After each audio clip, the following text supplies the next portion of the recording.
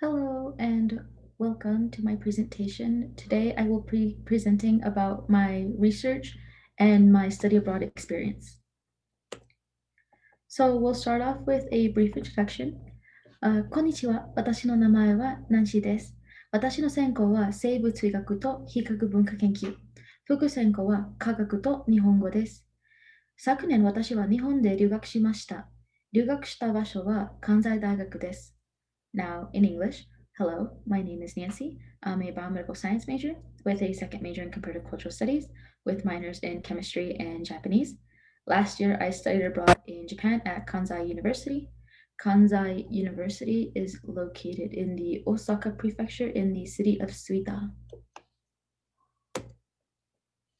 A little bit about my research. So my research was on the exploration of natural modulators for melanogenesis in melanocytes.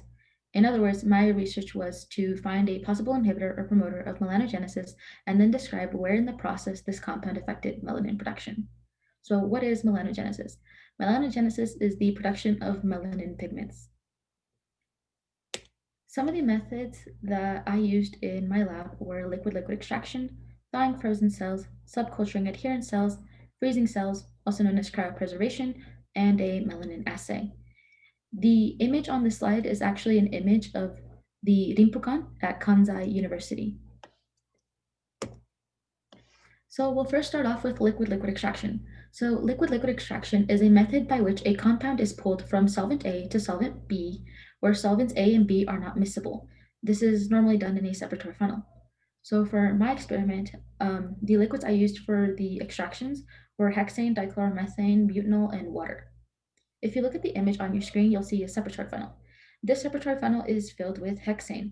And if you notice, the hexane has split into two layers, a dark green layer and a light green layer. So the dark green layer is the hexane layer and the light green layer is the aqueous layer. The two layers are separated and the aqueous layer is put in one flask and the hexane layer is put in another flask. The aqueous layer will be placed back into the separatory funnel, in which you will then add dichloromethane and you will extract again. Moving on to cell culturing techniques. For this slide, I didn't want this to be a list of procedures or protocols. So what I did was that I kept it to kind of what they were or what I was supposed to do. So for the thawing of frozen cells, what I did was that I removed the cells from the liquid nitrogen storage container they were being kept in. And I took that little vial and I placed that vial in a 37-degree warm water bath, just enough time so that the ice would melt, but I would not submerge the vial in the water. If I submerge the vial in the water, I run the risk of contaminating the cells inside the vial. Moving on to the subculturing of adherent cells, what this was just a medium change. So every 48 hours, I'd have to change the medium of the cells so that the cells would continue to have nutrients to culture. So every 48 hours, I would change the medium and the petri dish that they were in. So for the cryopreservation or the freezing of the cells, what this was just for storage. So basically, any time that I had an excess amount of cells, those excess amount of cells, what I would do with was that I would put them in a special medium that was for storing cells, and I would place the medium with these cells into a special vial that you could then put into liquid nitrogen for storage. And so you would label the vial with the appropriate information, such as the cell name, for which in this case was B16 melanoma cell, and you would write the date, and you would put that little vial inside the liquid nitrogen storage container. And those cells would be kept for later use. So for the melanin assay or the melanogenesis assay, what this was just a test to see the amount of melanin present or the amount of like melanin activity. And so for this part, I did a trial run, and this trial run was done with pre-made extracts. I had made my own extracts from the Petite Vert plant. However, I did not get to perform the melanin assay on my own extracts. So this section will be all in reference in regards to the extracts, in regards to the pre-made extracts that I was given. And so For group 1, you had butanol, group 2, you had aqueous, and group 3, you had dichloromethane. And if you notice, these are the same um, reagents that I had used for the liquid-liquid extraction. So the butanol would be the butanol extract, the aqueous extract, and so on and so forth. If you look at the image on the right, you will see that there are 6 Eppendorf tubes, and each Eppendorf tube has a different reagent or amount of reagents in it.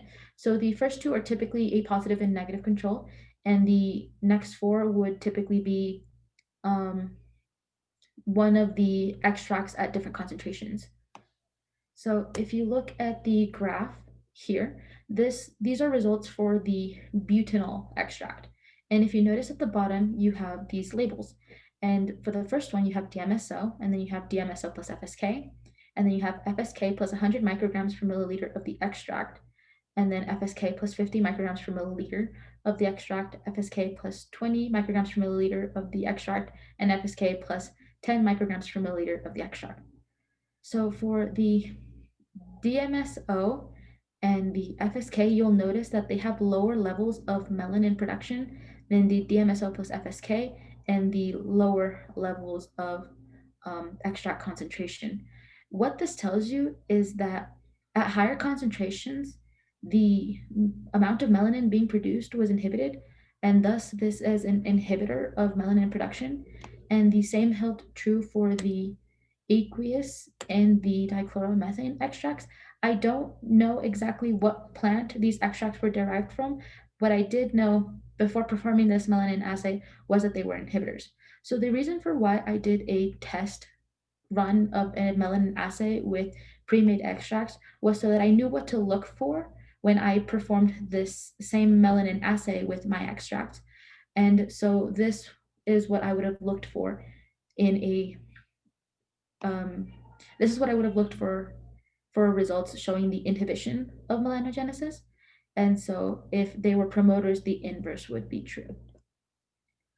Um, so like I mentioned, due to the pandemic, I did not get as far in my experiment as I wanted to.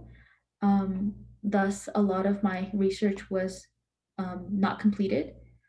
This had a lot to do with the fact that I started my internship in January, and in late March I had to leave. So I was maybe participating in my internship for about 2.5 months. And this was just bad timing, I guess.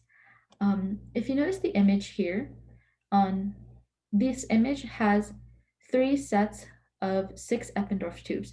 And so the first 6 would be for butanol, the next 6 would be for the aqueous, and the last 6 would be for the dichloromethane. And if you notice, they all have different levels of melanin production. And this is just kind of a more visual representation of the information on these graphs. And so these graphs were actually obtained by taking the substance inside these Eppendorf tubes and placing them into a 96 well plate, and then taking that 96 well plate and placing it into a machine that measured the melanin absorbance, or the amount of melanin being produced. And that's how I obtained those graphs.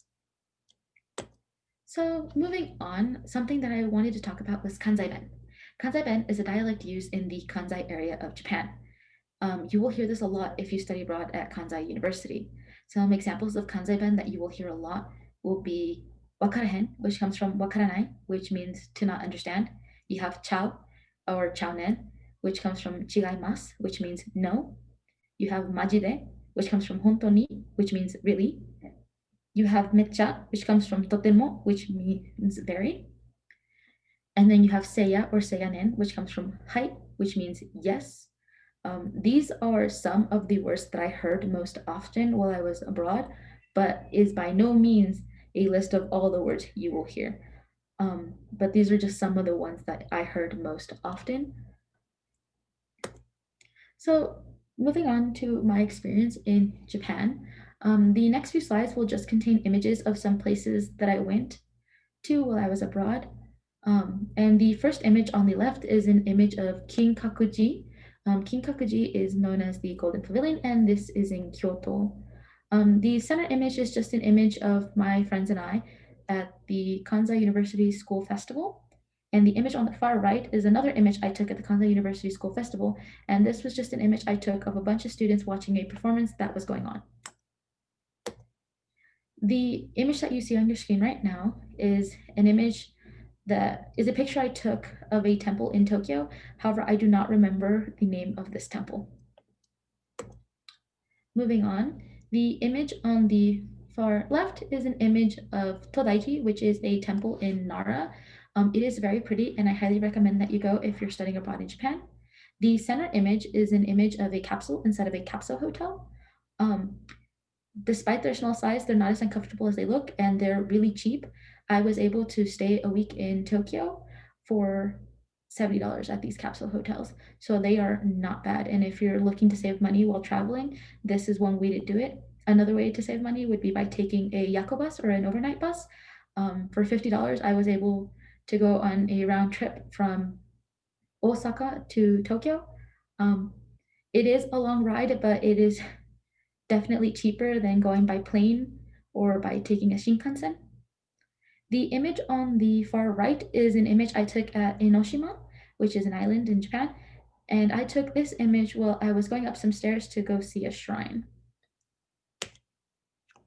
So the image on the left is an image of the temple that I saw in Tokyo, which name I do not remember. The image right next to that is an image of Tokyo Tower. And the image alongside that is an image of some deer in Nara. And this picture was taken near Todaiji. And these deer will come up to you and expect you to give them snacks.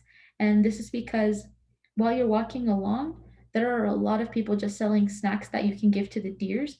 And so the deers will just come up to you with the expectation that you have snacks for them. And the panorama at the bottom is a panorama that I took at a ramen museum that I visited while I was abroad. Um, this ramen museum was split into two floors. The top floor was the actual museum, and there you could see a little bit about the history of ramen, as well as what types of ramen you could get in different parts of Japan. And there was a little gift shop. And then in the basement floor, you had this. And here you could actually eat ramen. There were little ramen shops, but everything was styled in the way of old Japan. And so it is a really cool experience to go and walk through the museum.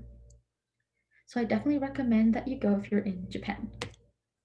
The image on the left is an image of the Shibuya Scramble Crossing. I took this image while people were crossing the road. However, this was not during rush hour, so it's not as packed as it would have been during rush hour. I also took this picture in March, so COVID was definitely going on. But yeah, the image next to that is an image that I took while my friends and I were walking through a residential area in Saitama. I just thought it looked pretty. So on the screen, you have two panoramas. The panorama at the top is a panorama that I took at Kansai University while I was leaving campus. And the panorama at the bottom is a panorama of one of the lab rooms that I spent a lot of time in during my internship. And so in this lab room is where I did a lot of my work with the cells. Um, for the extracts, since that was more chemistry, I did that in a different lab room in the same building. Here, if you notice in the back, there are two lab benches. This is where most, if not all, of your cell work had to be done, since everything in regards to your cells should, in theory, be done in a sterile environment. So there is only two in this particular lab room. So if they were both occupied, you would have to wait for someone to be done before you could begin working on your own stuff. So yeah, this slide just contains my references. And that is it. I hope you guys enjoyed my presentation.